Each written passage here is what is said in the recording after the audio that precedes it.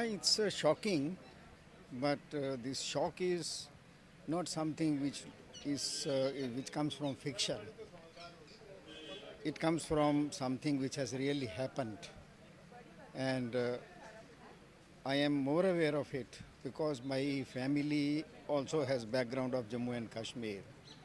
My own parents, my father and my grandfather, they became refugees 3 times within Jammu and Kashmir, and unfortunately, every time their only fault was that they were not Muslims. And the perpetrators of all that genocide and loot was one person, that was Sheikh Abdullah. And all this happened, especially what we are seeing today, it has happened in a free India, a democratic India, where information is free. And still, when I see people, when I read about this film, it's one shocking revelation which comes is people say, "Oh my God, we didn't know that this really happened." So I think this film, in that sense, is an eye opener, and to me it opens. To me, it appears that it's going to open new floodgates of real films about Kashmir and other parts of India. Now we have Tashkent files, we have Kashmir files. Which files are yet to be opened? Oh, there are so many. If Mr. Vinod Agnihotri focuses only on Kashmir, I'm sure he can make at least 10 films of this type. If I give you one example, in 1947, when India was free, when partition violence was already over, when Jammu Kashmir had joined India formally and rule of law had been established, that was end of 1947. There was no violence on the borders, but when Pakistan attacked Jammu and Kashmir, that is the period when not only Vinod Agnihotri, I think a dozen other filmmakers will find dozen of subjects which deserve to be told today without exaggeration.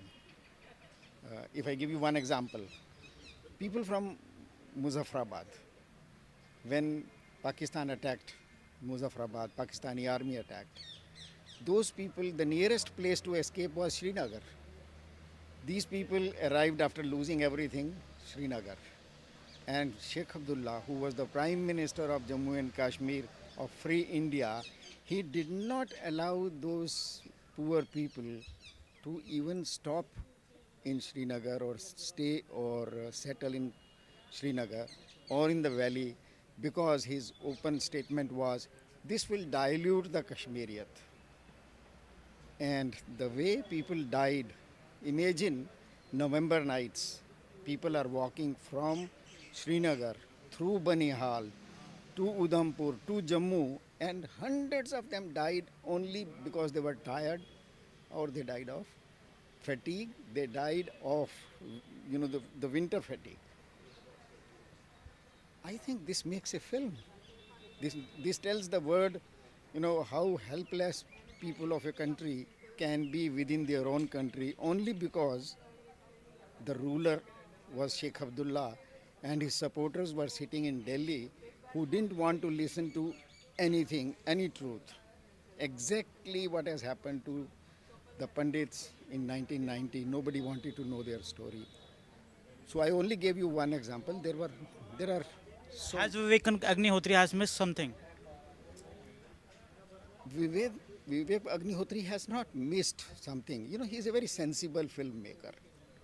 And I think because there was no ever film made in Indian film in the history, so he himself was constrained.